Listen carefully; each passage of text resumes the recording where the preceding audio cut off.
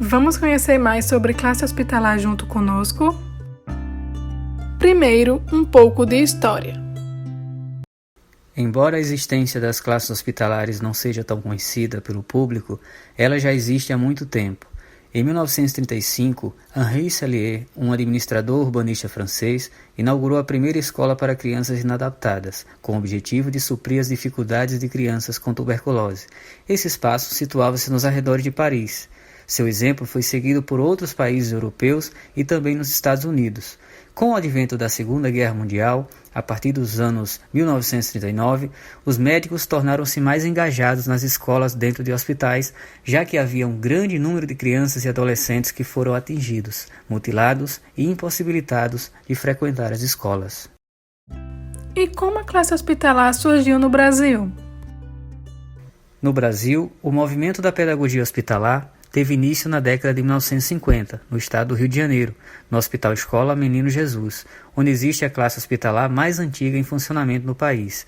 Porém, há registro que em 1600, ainda no Brasil colônia, deficientes físicos recebiam atendimento escolar na Santa Casa de Misericórdia, em São Paulo. No entanto, o reconhecimento e normatização dessa modalidade de ensino só se concluiu nos anos de 2001 e 2002, por meio das Diretrizes Nacionais para a Educação Especial na Educação Básica e Classe Hospitalar e Atendimento Domiciliar, Orientações e Estratégias. E no nosso estado do Rio Grande do Norte? Segundo dados da Secretaria de Estado de Saúde Pública, CESAP, em média são realizados aproximadamente 450 atendimentos por mês, beneficiando todas as crianças e adolescentes internadas que estejam em idade escolar de 3 a 14 anos no Rio Grande do Norte até o ano de 2020. Atualmente existem termos de cooperação com 9 instituições hospitalares no estado do Rio Grande do Norte. E em Natal, no Rio Grande do Norte? Em 2009, a professora Simone Maria da Rocha, pedagoga e então atual reitora da UERN, implementou no Hospital Infantil Varela Santiago o projeto denominado inicialmente Escola no Hospital, com o objetivo de realizar atendimento pedagógico educacional para crianças internadas, de maneira voluntária.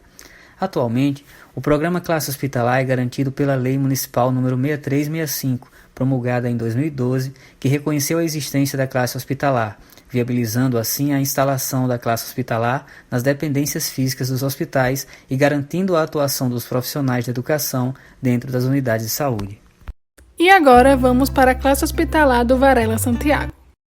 Fomos recebidos pelas pedagogas Celina de Moura, Maria Tereza e a coordenadora da classe hospitalar Andréia Nunes.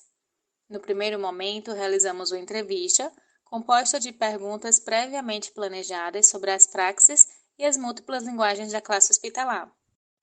Em um segundo momento, observamos na prática as atividades desenvolvidas com as crianças, que se configuram como práticas de educação não formal, visto que estas se definem como processo de aprendizagem sem seguir os requisitos formais, ou seja, pode ser realizado em qualquer ambiente, desde que apresente uma dinâmica diferente de aulas expositivas que não priorizem a memorização e que utilize ferramentas didáticas diversificadas e atrativas.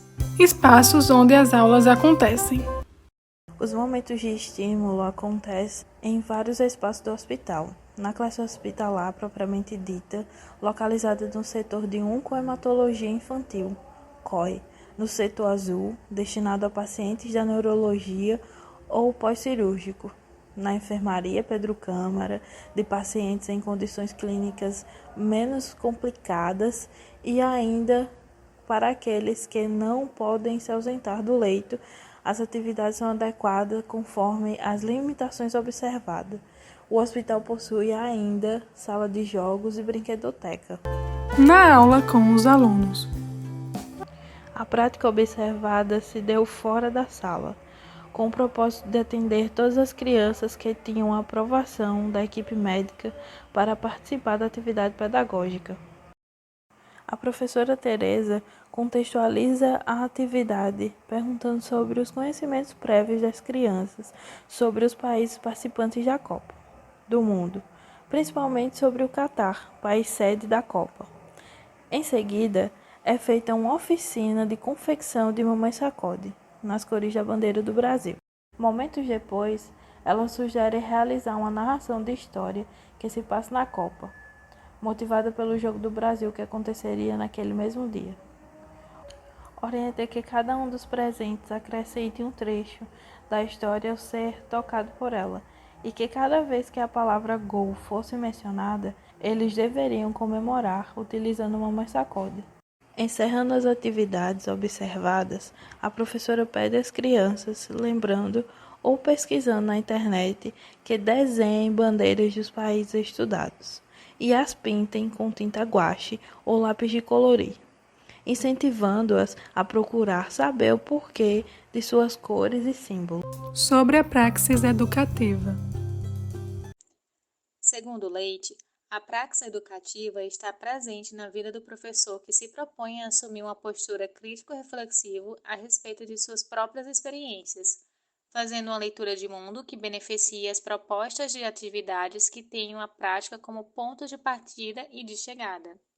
Na oportunidade vivenciada, percebemos que os professores, no intuito de atender às necessidades dos alunos presentes, consideram as características de cada fase de desenvolvimento, as limitações físicas e emocionais em função do estado de saúde. Aplicam às atividades planejadas adequações que permitam o envolvimento de todos. Há uma adequação das práticas ao ambiente de cada ala do hospital, proporcionando também que, mesmo impossibilitados de sair dos seus leitos ou ainda em isolamento, todos tenham a oportunidade de ter seu aprendizado e socialização estimulados. E as múltiplas linguagens, de que forma podemos ressaltá-las? Partindo do pressuposto de que todas as formas de conhecimento estão permeadas por diferentes linguagens e que estas estão concebidas sob diversos aspectos comunicativos, em nossa observação, identificamos que as professoras fazem uso das linguagens oral e imagética. Por meio das explicações das atividades e dos assuntos explorados nelas, de um figurino relacionado ao tema e também de recursos tecnológicos como celulares e internet, para pesquisa como forma de interação entre os interlocutores, onde estes são vistos como sujeitos ativos dentro de um espaço de educação não formal. Proporciona aquisição de novas habilidades e competências, interação e socialização, relação de pertencimento e desenvolvimento de autonomia. Classe hospitalar e sua contribuição na relação entre saúde e educação. Durante a segunda visita do grupo, a professora Tereza nos trouxe a fala da importância que essa prática tem para a evolução do quadro clínico dos pacientes. Buscamos então entrevistar a psicóloga Larissa Câmara e trazer sua opinião a respeito das contribuições da classe hospitalar para a melhora dos pacientes. Com certeza, né? Assim, é super importante porque a criança ela tá o quê? Ela tá em plena fase de desenvolvimento, cognitiva, social. Então, assim, quando a criança vem para o hospital, ela é privada dessa condição, né? Ela deixa de ir para a escola, né? Principalmente uma hospitalização longa, como é o caso da oncologia. Então, assim, para a criança, isso dá uma sensação de vida. Ok, eu estou doente, mas eu estou fazendo amigos, eu estou estudando, porque a classe hospitalar também proporciona isso, né? Então, assim, essa melhora cognitiva e essa melhora social é importante também para a melhora do quadro clínico da criança. Ela tem essa função também, e eu acredito que muito mais do que a cognição no hospital, né, seja essa capacidade de devolver o social, de devolver essa interação, de devolver essa possibilidade de descoberta, de autonomia, né, da criança poder dizer, poxa, eu tenho controle pelo menos sobre alguma coisa, né, porque o adoecimento na criança, ela tira essa sensação de controle, né, tipo, eu perdi o controle, o meu corpo não pertence mais a mim, né, porque é invadido o tempo todo, né, sempre intervenção furada, tira sangue, coloca isso, implanta aquilo, então a criança perde, a criança fica despersonificada, né? Sim. E aí a classe hospitalar e essa possibilidade de inserção com essas atividades lúdicas, tudo isso, as brinquedotecas também, tudo isso favorece o bem-estar psíquico da criança.